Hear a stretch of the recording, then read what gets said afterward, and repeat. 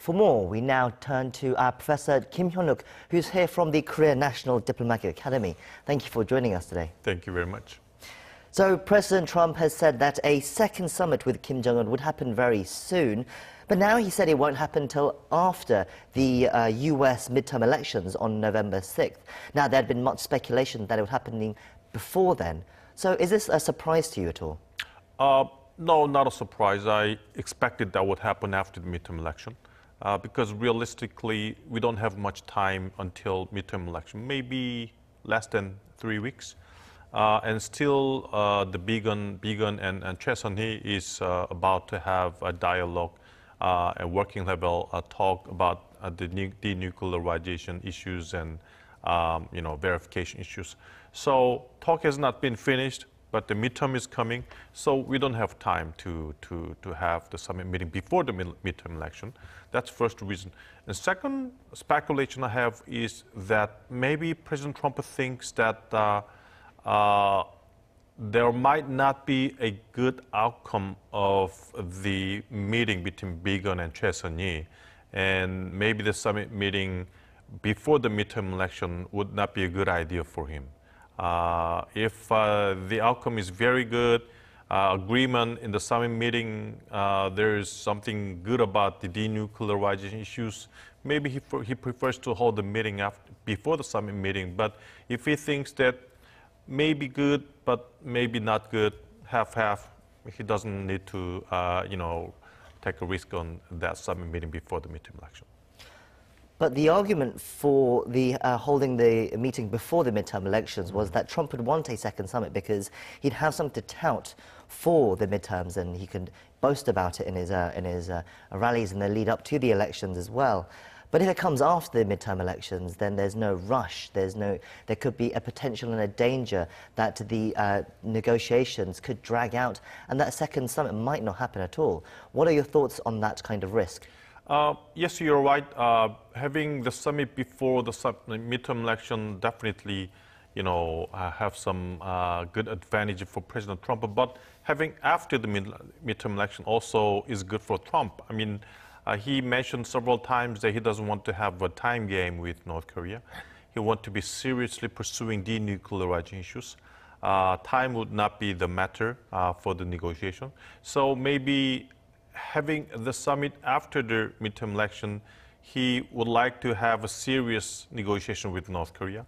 Might be one of the pressures on Kim Jong-un.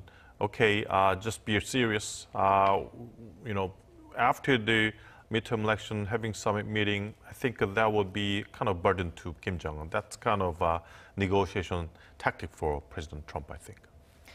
President Trump has now said, of course, it'll happen after the midterm elections, but he's also hinted at some other details before he revealed that. He said that negotiations for the summit are ongoing and that 3 or 4 locations are being considered, but not Singapore. Later, when he revealed that it was going to happen, the reason that it was going to happen after the midterms, the reason he gave was, if I quote here, "I just can't leave right now." Does that suggest that it won't be happening in the US, do you think? If the summit's before the midterm election, there's no other alternative but to have the meeting within the United States because of the time limit. But if he holds the meeting after the midterm election, he can choose anywhere, even outside the United States. And if after the midterm election, if the summit is in the United States or Pyongyang, that means that outcome is very good. If they hold a meeting somewhere else, not the United States, not Panmunjom, not Pyongyang, but somewhere in European continent, that means that outcome is not that good. So I think a lot of choices are open, but I think still the choices of the places for summit meeting depends upon what kinds of outcome comes out of the meeting between Bigun and Choi Sun-hee. So that's interesting. You're saying the location will give us some clues about how negotiations are going between the US and North Korea. That's quite interesting. Well, let's go into the actual details about some of these discussions then. So They're looking, so the US has been looking for various things such as a list of nuclear inventory. The North have been saying, they want other things like the declaration for the end of war. But if you look at some of the specifics that they've got so far, one of the things they said was, the North Koreans will allow inspectors into North Korea to test, to verify the Punggye-ri nuclear test site has been properly destroyed. But we're still waiting for more details. Do you think that can happen soon, but what obstacles are in the way? I think, Bigun and Choi Sun-hee are talking about that issue, the verification issues. Inspectors go in and take a look at the test site or at Punggye-ri for verifications to gauge the nuclear capabilities of North Korea. For example, checking out the nuclear materials still remaining there. But the thing is that it's not easy to gauge the nuclear level of North Korea because it already have been totally demolished. I think the materials have been out there and would just vanish in the air. So the only way is to go into the test site inside the demolished test site to check out whether there still remains some clues and nuclear materials, which requires a lot of work to break all the rocks there and going into the site in the center and core of the nuclear site, which takes a lot of endeavors and efforts and labor. And I'm not sure if North Korea would allow that far, which would allow the inspectors to know the nuclear level, capabilities level of North Korea. So I think that kind of things, what type of inspection should be done in North Korea, Punggye-ri, and how far the verification issue would be allowed by North Korea. That issue, I think, is talked between Bigun and Choi Sun-hee. And if that's done, I think the inspectors will go into Punggye-ri area, I think. That's inspectors go into Punggye-ri. The Pompeo has previously said US and IAEA inspectors could be going in there. Well, he said they would be going in there. That's what the US State Department have said. And there are other things as well about the Dongchangli nuclear test site that also will allow international inspectors in to verify that as well. But actually looking at the bigger picture, these kind of looking at Yeongbyon, looking at Dongchangli, how big a concession is this for Kim Jong-un? As in, this very particularly important for the nuclear program or not? When you look at the Pyongyang agreement, after the summit meeting between North and South Korean leaders, the clear stipulation was that the inspectors would just attend and observe the Dongchangli missile site to be demolished. They didn't specify the verification. They didn't specify which level of inspection should be done at the agreement. So I'm not sure how far North Korea would allow the inspectors to go in, even the Dongchangli missile site area, and that I think would be a very thorny issues. According to which way the North Korea would allow inspectors to do the inspections in North Korea, whether in Dongchangli or whether in Punggye-ri or maybe in the future Yeongbyon facilities, all included, would be the signals of how far North Korea would really be pursuing and developing the denuclearization process.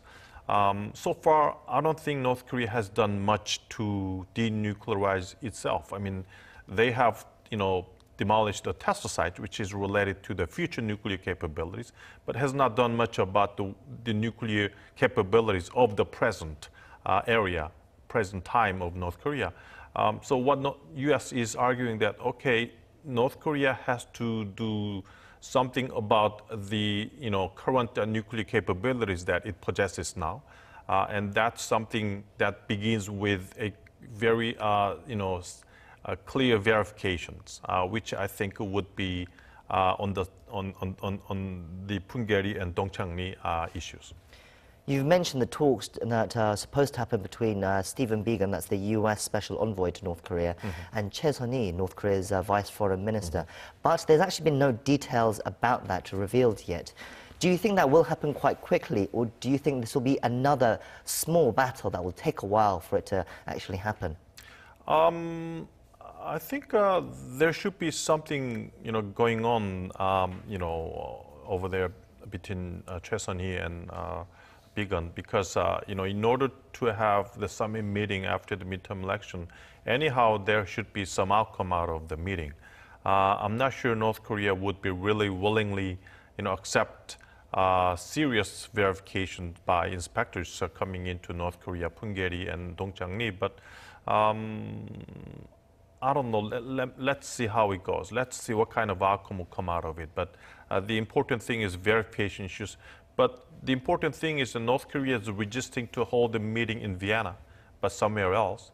If they hold a meeting in Vienna, maybe more and more inspectors and experts would be related to the meeting between Biegun and Choi Sun-hee, and might be a very serious pressure on Choi Sun-hee about the verification issues, which North Korea would not like.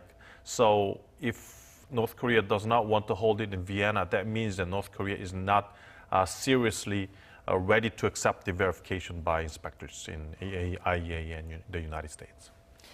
A couple of bit more news to cover before we go as well. So in a surprising move to most of the diplomatic world, the US ambassador to the United Nations, Nikki Haley, has announced that she's stepping down in January. Now, she didn't really give a reason why, and speculation is rife, but if we stick to the situation with North Korea, does this change anything? Because obviously she was one of the key people who implemented the strongest sanctions ever on North Korea, negotiating with the other UN Security Council members as well. The US said clearly several times that the sanction would not be lifted until serious denuclearization of North Korea is complete.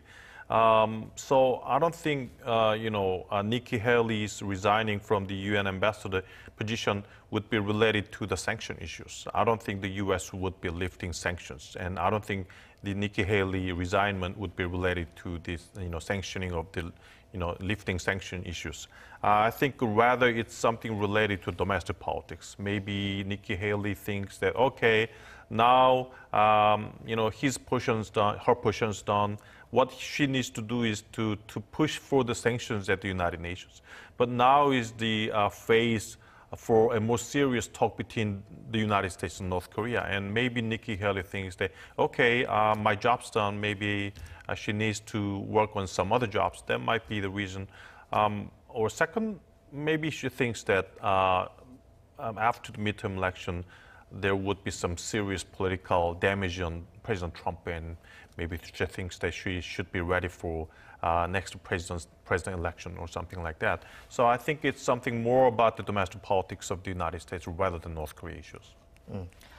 And finally, South Korea's Blue House has revealed that President Moon will be going to the Vatican later this week, and he'll be relaying a message that Kim Jong-un is very open and very passionately welcome, that's the phrase that they used, that's about Kim having the Pope Francis in North Korea. Now, do you think that could happen? I think that would happen. Kim Jong-un thinks that, Pope's visit to North Korea would help that tongue between North Korea and South Korea, expedited that tongue to move exchanges and economic relations between two Koreas. And also, that would be a good, move to make Kim Jong-un and North Korea to look like a normal state to the international community. So I think it would be a good game for Kim Jong-un. So yeah, I think it will happen soon. I'm not sure when and which type, because I think Kim Jong-un is also very busy because of his summit meeting scheduled with President Trump. So I don't know when, but I think, under the current moves by Kim Jong-un to have a very serious diplomatic moves with a lot of countries and trying to show to the international community the image of normal state, I think he will seriously pursue, Pope's visit to North Korea. But there's no religious freedom in North Korea. Doesn't that be an issue? There's no freedom of religion in North Korea, but maybe North Korea would pretend that there is a freedom of religion in North Korea. Okay, interesting. Well, that's where we'll wrap it up today. Thank you for coming in, as always, and showing us your insights. Thank you very much.